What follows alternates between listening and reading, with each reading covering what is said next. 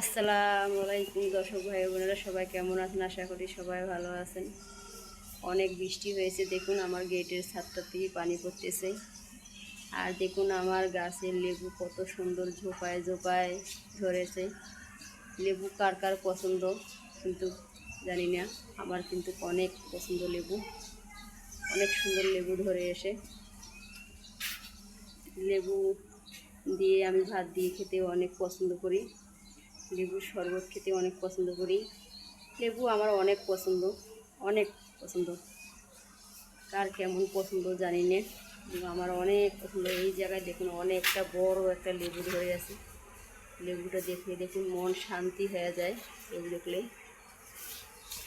অনেক লেবু আছে গাছের ফাঁকে ফাঁকে, অনেক। আমার গাছটা বেশি বাড়তে পারে নাই চালা তোলার কারণে। এই যে উপায় দেখুন, এগুলা আগে ধরছে সেগুলা বড়, এগুলা পাশে ধরছে সেগুলা ছোট। কি ফুল আসতেছে আমার গাছে, মানে 12 মাসই লেবু তো, 12 মাস হয় ধরতে থাকবে। এইখানে দেখুন অনেক লেবু ধরে আছে, দেখুন অনেক সুন্দর লেবু। আর এটা আমাদের গেট, বাইরে বের হওয়ার জন্য। ভেতরে বাইরের পাশে যে লেবুগুলো গিয়েছে সেই লেবু তো মানুষ খেয়ে ফেলেছে। ভেতরের থেকে যে লেবুটা আছে সেইটা আমার বাড়ির আগিনায় আছে। এই দেখুন এইখানেও লেবু, লেবু গাছটা দেখছেন অনেকটাই নষ্ট হয়ে যায়, পানি পড়তেছে গাছ হাতের থেকে, তার জন্য অনেকটাই নষ্ট হয়ে যাচ্ছে। কিছু করার নাই, যেমন জায়গা নাই, জায়গা থাকলে তো বসার জায়গা নিয়ে যে লাগা যাইত, এরকম জায়গা ওইরকমই। অনেক সুন্দর লেবু ধরে আছে, দেখুন রস রস, কোনো বিসি নেই লেবুর মধ্যে, যথেষ্ট পরিমাণ রস, অনেক রস। আর এইখানে আমাদের গরুগুলো খাবার খাচ্ছে। এই যে আপনাদের ভাইয়া আসি গরুগুলোকে আসরের নামাজ পড়িয়ে আসি, গরুগুলোকে খাবার দিয়ে গেল।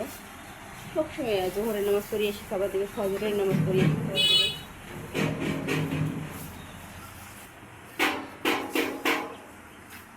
এই যে আমাদের গরুগুলো খাবার খাচ্ছে। কে তুমি? কে গো? কে গো তুমি? এই যে আমার মেয়ে মাদ্রাসার থেকে চলে এসেছে, একটু তাকাও। আমার মেয়ে মাদ্রাসার থেকে চলে এসেছে। এইখানে আমাদের গরু খাবার খাওয়া আছে, আটো জায়গা, কী করবেন, কিছু করার নেই। আপনাদের ভাইয়া আবার প্রবাসে চলে যাবে যখন, তখন আমার এই জায়গাটা অনেক ফাঁকা হয়ে যাবে, গরু থাকবে না। আমি তো একা গরু সামলাতে পারবো না, তার জন্য গরু আর থাকবে না, গরুগুলো বেঁচে ফেরাবে। এই জায়গাও অনেক পরিষ্কার হয়ে যাবে, এগুলো কিছুই থাকবে না, ফাঁকা হয়ে যাবে পুরো। আপনার ভাইয়া দীর্ঘ 7 বছর প্রবাসে থেকেছে, আসার প্রায় 1.5 বছর হয়েছে। এখন দেখতেছে আবার ওনাকে যাইতে হবে, না গেলে কিছুই হবে না। মেয়ে বড় হচ্ছে, সংসার করতে বলে অনেক খরচ সংসারে লাগে, মাসে 30 থেকে 35 হাজার টাকা লাগে সংসার চালাইতে হলে। বাড়িতে বসে খেলে এই টাকা কোথায় পাবে? তার জন্য আবার সে মনে সিদ্ধান্ত নিয়েছে আবার প্রবাস জীবনে পা দেবে, সে আবার প্রবাসে যাবে। দোয়া করবেন অতি তাকদা যেমন আমার স্বামী সহি সালামতে সুস্থভাবে প্রবাসে যেতে পারে। প্রবাসী জীবন যাদের, তাদের তো অনেক কষ্ট, অনেক। এখানে পেঁয়াজ আর কাঁচামরিচ তেলে ভেজে নিচ্ছি, আমি আলু ভাজি করবো। দেখুন আমার আলু দিয়ে দিলাম।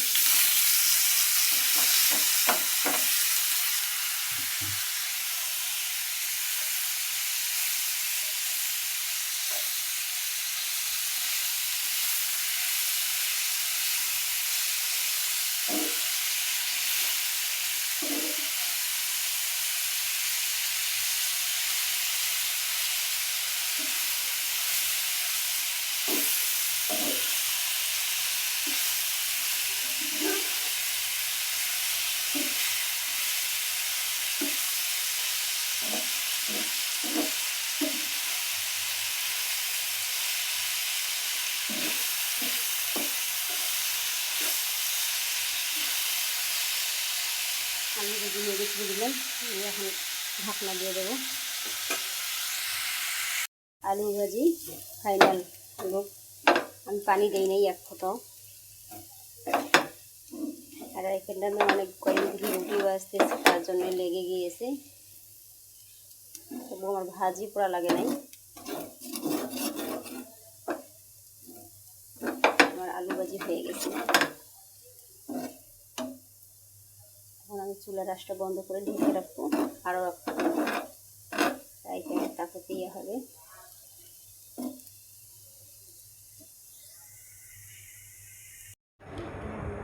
এই যে আলু ভাজি আমার, আর এই যে রুটি। আমি রাত্রে এখন রুটি খাবো, ভাত খাই না রাত্রে, তার জন্য রাত্রে এই যে আলু ভাজি দিয়ে রুটি টেস্ট করি। বিসমিল্লাহ।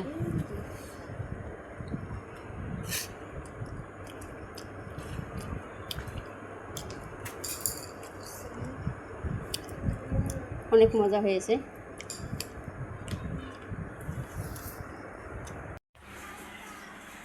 আমরা এই যে বাড়িটাতে আছি, বাড়ি আমাদের, আপনাদের ভাইয়া 7 বছর বিদেশ করার পর আমার শ্বশুরের 4 শতক জায়গা, হ্যাঁ, ওই জায়গাটাতে আমরা বাড়ি করছি। কিন্তু এখন আমার শ্বশুর বলতেছে যে জায়গাটা দেবে না। বাধ্যতায় আমাদের বাড়ি খরচের টাকা আমরা চাইয়া নিয়েছি যে আমাদের বাড়ি খরচের টাকা দিয়ে দেন, আমরা আপনার বাড়ি চালিয়ে চলে যাব, যেমন টাকা খরচ হয়েছে। যেহেতু ছেলেকে জন্ম দেয় নাই উনি তো মুখ দিয়ে কইতে থাকবে। একমাত্র আমার কারণে আপনাদের ভাইয়া আমাকে অনেক দূর থেকে হচ্ছে, আমার বাবার বাড়ি হয়েছে কুমিল্লা, আর আপনাদের ভাইয়ার বাড়ি হয়েছে রংপুরে। যেহেতু আমাদের কুমিল্লা অঞ্চলে যৌতুকের টাকা দেয় না, আর রংপুর অঞ্চলে তো অনেক যৌতুক নেয়, 3 লাখ 4 লাখ 5 লাখ 7 লাখও ডিমান্ড নেয়। আর সেই টাকা পাইনি যৌতুকের কারণে, মন থেকে আমাকে মানিয়ে নিতে পারে নাই, হ্যাঁ, তার জন্য আপনার ভাইয়াকে কিছু দেবে না।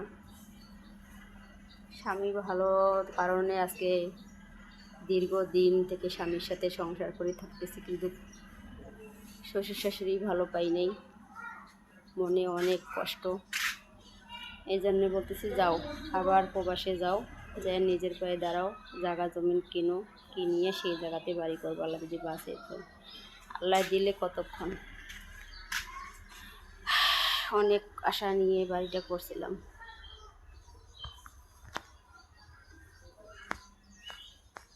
আপনারা সবাই দোয়া করবেন আমাদের জন্য, যে অতি থাকদা আপনার ভাইয়ের যেমন যে নিজের পায়ে দাঁড়িয়ে জায়গা কিনে বাড়ি করতে পারে।